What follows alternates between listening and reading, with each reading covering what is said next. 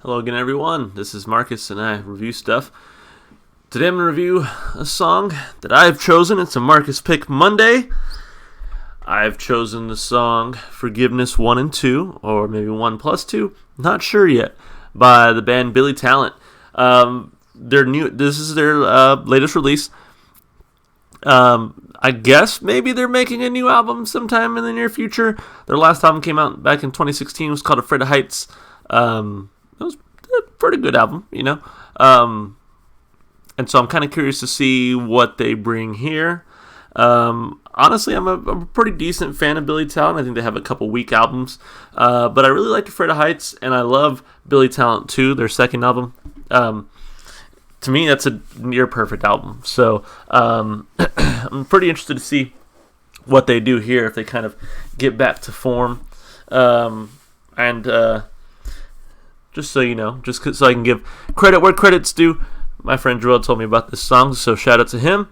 But this is a Marcus picked song, not a request. But if you would like to request a song, please just leave me a comment, and I will get to them. I have a running list going, and I plan to get to every single song on that list at some point. So thank you for your requests, those of you who have put some in. Anyway, let me stop talking, and let's listen to the music. This is Billy Talent, Forgiveness 1 and 2, or 1 plus 2. Still not sure yet. Let's listen.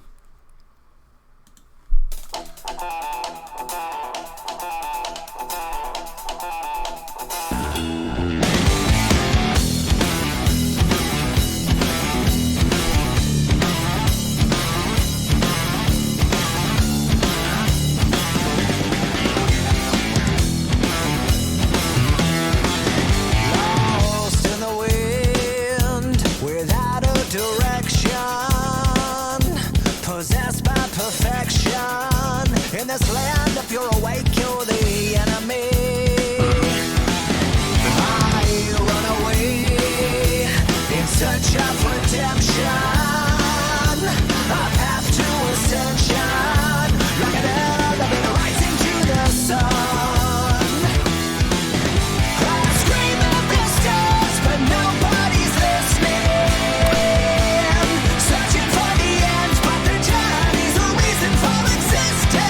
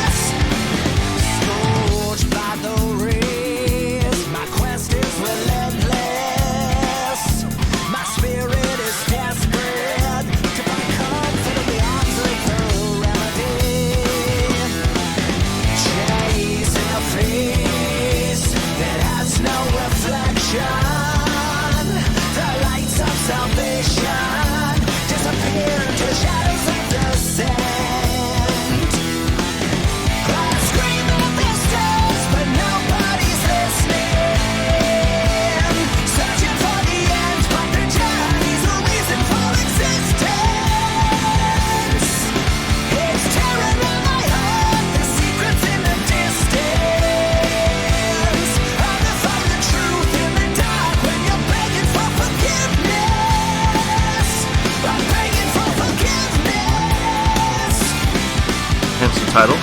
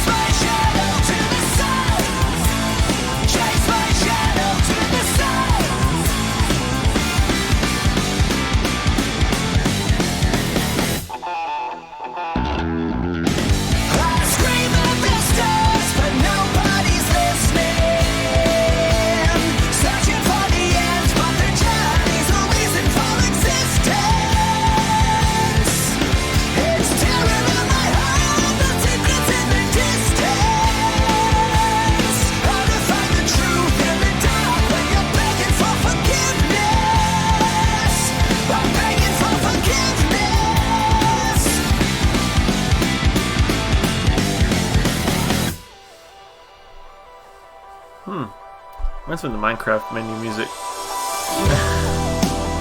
Okay.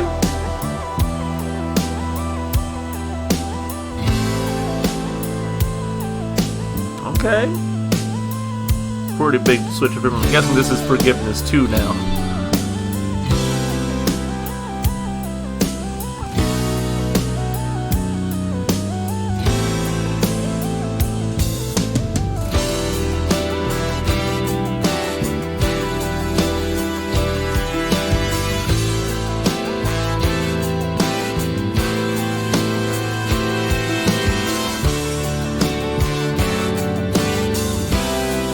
This is very interesting.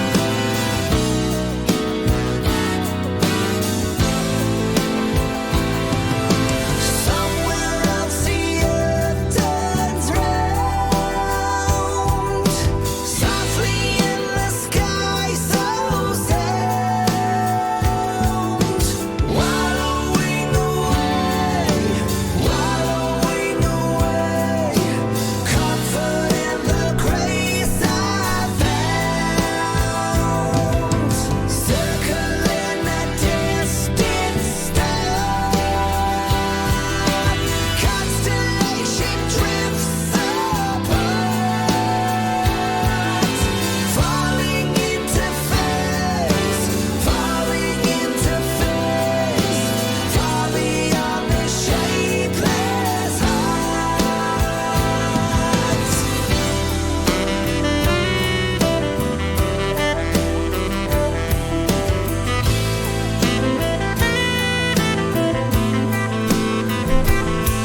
This is some shit I've never heard from Billy Talent before.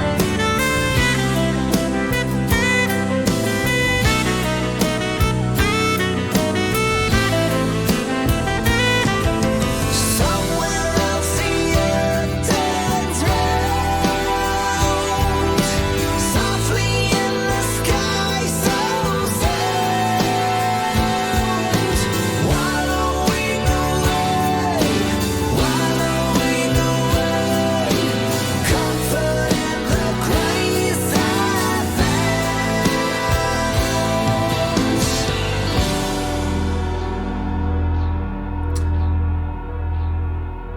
Damn. Okay, like, wow.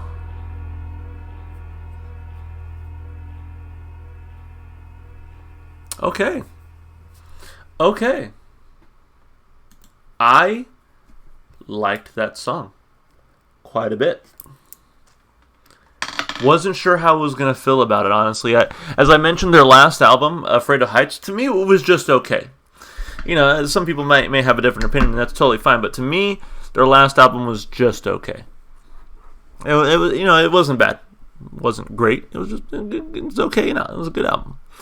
There was definitely still a few songs off that album that were playlist for me. But I feel like ever since Billy Talent 2, they've been on just a steady decline. And I think Afraid of Heights was like a little bit of an uptick for them, in my opinion.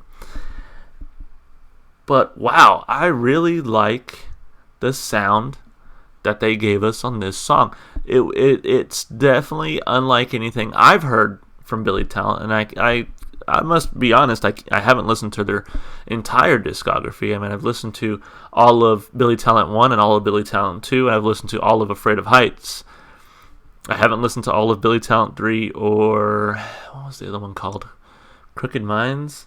Or something like that. Someone's a shark on it. Anyway, I haven't listened to all that album either, but this is nothing like I've ever heard from Billy Talent. Yet still familiar enough where I'm like, yeah, that's Billy Talent. Cool. Let me compose my thoughts. Let me go through my steps here. Let's start with the lyrics. Let's see. Hopefully this lyric website is correct.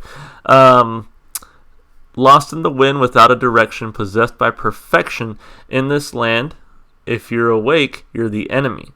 I run away in search of redemption, a path to ascension, like an elevator rising to the sun. So, lost without direction, possessed by perfection. In this land, if you're awake, you're the enemy. So I think it's kind of talking about just The first thing that comes to mind for me is like influencer culture, using Photoshop to make yourself look perfect, trying to put forward that perfect image. And I think he's saying, like, in this land, if you're awake, if you're conscious of those things, if you're woke, so to speak, you're the enemy. It's not okay to be those things, I guess. It's not cool to be those things. Those things are typically criticized. So I run away in search of redemption. So I turn my back to, I guess, this very vapid lifestyle that we've kind of started to adopt, and I'm searching for something higher, something more. I scream at the stars, but nobody's listening. So it sounds to me like he goes, I guess, maybe searching for God, and maybe doesn't find anything. His faith is not reaffirmed. Searching for the end, but the journey is the reason for existence. So, like, I'm searching for what happens when I die, but at the end of the day, the journey is the whole reason we exist. It's the age-old saying, it's not about the destination, it's about the journey. It's tearing at my heart, the secrets in the distance, hard to find the truth in the dark when you're begging for forgiveness. It's very interesting. That might, to me, be maybe a criticism or a play on Christianity, where, me being raised Catholic, we were always taught to ask for forgiveness for our sins. We had to go to confession, like, all the time. And so maybe that they're saying that's a distraction, having to constantly be asking for forgiveness. It makes it much harder to kind of actualize yourself. Scorched by the rays, my quest is relentless, my spirit is desperate. To find comfort in the arms of her remedy, chasing a face that has no reflection, the lights of salvation disappear into the shadows of the sand.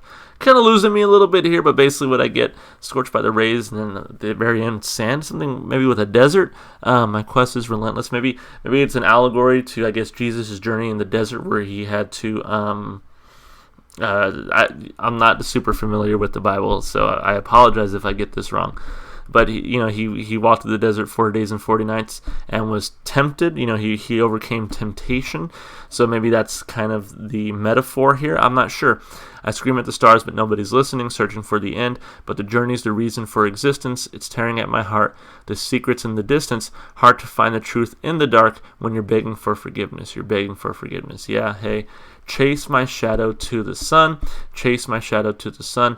I scream. So shadow is like the dark part. It's something dark. I'm chasing it to the sun, which is the source of my shadow. So I'm chasing, I guess, my demons, my shadow, my dark parts of existence towards their source, if that makes sense. I scream at the stars, but nobody's listening, searching for the end, but the journey is the reason for existence. It's tearing at my heart, the secrets in the distance, hard to find the truth in the dark. When you're begging for forgiveness, I'm begging for forgiveness. Somewhere else, the earth turns round, softly in the sky, so sound, wallowing away, comfort in the grace I've found. Circling a distant star, constellation drifts apart, falling into phase, far beyond the shapeless heart. Somewhere else the earth turns round, softly in the sky, so sound, wallowing away, comfort in the grace I've found. I don't necessarily understand that last part of the song. To me, maybe it sort of sounds like he's just talking about space. But when I think of space and kind of a song about existence and maybe afterlife, I think of just how huge space is. So maybe he's saying that even after we're gone, the stars will still be here, the planet will still be here, but we may not. So I think this last part of the song is maybe a metaphor for maybe just an allusion to how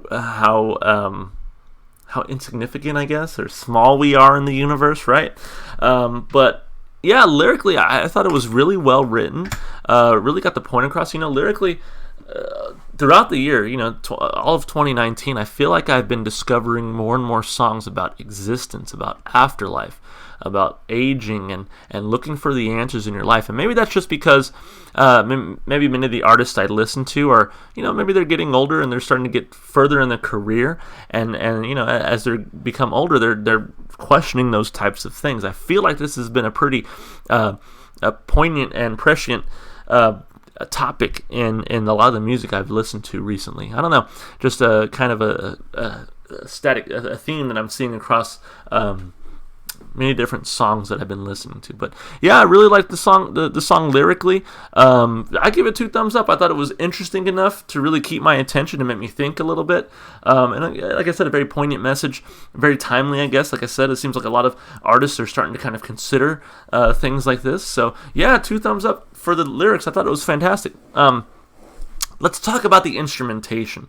I feel like I need to go back and listen to the first part of the song, because I became so engrossed with the second part of the song that I actually, like, my memory of the first part of the song is starting to fade a little bit. I actually think I might do that. I just want to catch the instrumental part of the first part of the song again, because it's fading in my mind.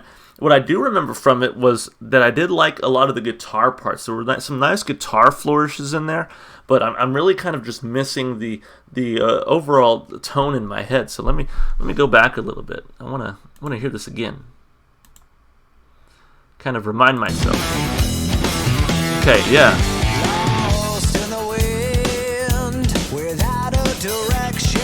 Okay, that little clip, that reminds me of one thing I wanted to say. The bass in this song was very front and center to me, and I really liked the bassist's work on this. I unfortunately don't know his or her name, but yeah, the bassist's work on this song was fantastic. Really stood out to me at the beginning. Again, like I'm kind of losing it now as I'm talking more about it, and it was kind of a longer song, but yeah, I really like the bass work. Let me hear a little bit more here. I'm really liking this guitar-driven sound. I remember thinking that at the beginning of the video. It's all coming back to me now. Possessed by perfection in this land, if you're awake, you're the enemy. See, like those guitar flourishes right there, as it kind of picks up and transitions from each part of the song. Really enjoy that. Like I said, the bass work there is really good. The drums sound good too. I love the guy's voice. First time I heard him, it reminded me a lot of Darren Malakian from formerly of System of a Down. For some reason, I don't know why it reminds me of his voice. Maybe some of you hear it too, but yeah, overall, really like the instrumentation. It was really the second part of the song. This is why I grasped on, and this is why I couldn't quite remember the first part of the song, because really the second part of the song, where like the Minecraft loading screen music came on, because like this part right here, it really reminds me of that.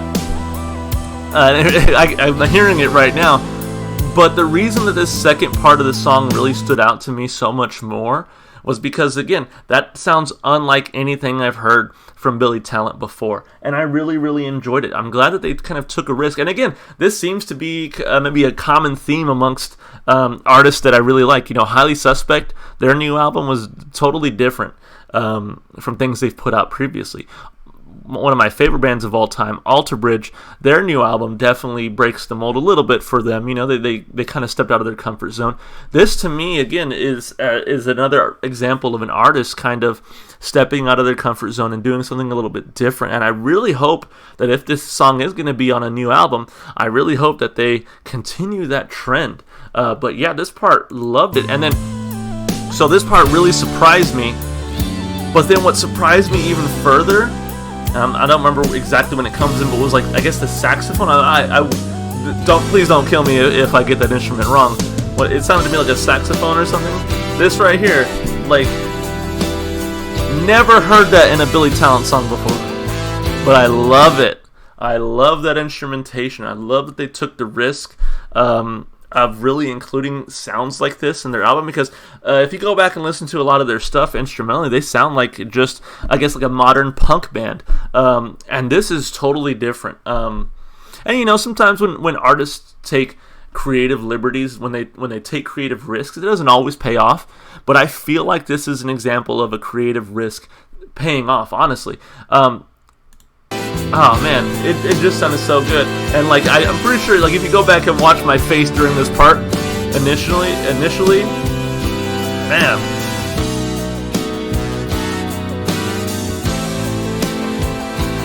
Like I couldn't hide it during this part initially. Through my first listen, I was like, okay, like, what is this? I'm digging it. Like, I can see why it's called Forgiveness 1 and 2, though, because the first half of the song is definitely much different from the second half of the song. They even threw a saxophone solo in there. Like, truly unlike anything I've heard from a Billy Talent song, but they really pull it off really well. I give the instrumentation and the vocals 2 thumbs up. Really, really enjoyed this one, guys. As far as listenability goes, man, I don't know. I really don't know. It's it's a almost 7-minute long song. I feel like that turns a lot of people off already. I would say it's highly experimental for this band, which I think could dissuade some people from listening to it. But me personally, love it. Love this song. I think has a lot of crossover appeal for rock fans. Rock fans of different genres can kind of, I think, come together on this one. This one's pretty neat. But I see many people maybe not liking it because it's a rock song in 2019, and it's it's different. And it's like almost a 7-minute song, and I feel like our attention spans aren't that long anymore. So, for listenability, for like the accessibility to a general audience, I give it 1 thumb up. Of course, for me, I loved it. So, anyway, that's the review, guys. Really like this one. My second Marcus Pick Monday ever. This one was a success. Don't get me started on last week's Evanescence song. Y'all, let me tell you something. Evanescence fans are savage, man. I got a couple comments on that video about just how much I didn't understand Evanescence and how I totally lack any musical understanding. But, I don't disagree with you. I do totally lack all musical understanding. But I do know what sounds good to me and what doesn't. And so, I'll just keep being honest. I'll keep it real. And I promise I'm not affected by anyone's negative comments. I just thought it was funny. Like, I've said I've disliked songs before, or maybe I didn't like songs as much as maybe people were expecting before on my channel. But man, it wasn't until I guess said negative things about Evanescence that people really came after me. So, and everybody's entitled to their opinion. It's all good. Anyway, if you like the song, please support the artist. Go listen to their music. If you want to see more from me, my Twitter will be in the description. And if I'm not lazy, you'll probably see some end cards, so you can see some more stuff from me. And if you want to support me, just, the normal YouTube stuff that you do. Otherwise, you guys have a great day. I will see you in the next review. Bye.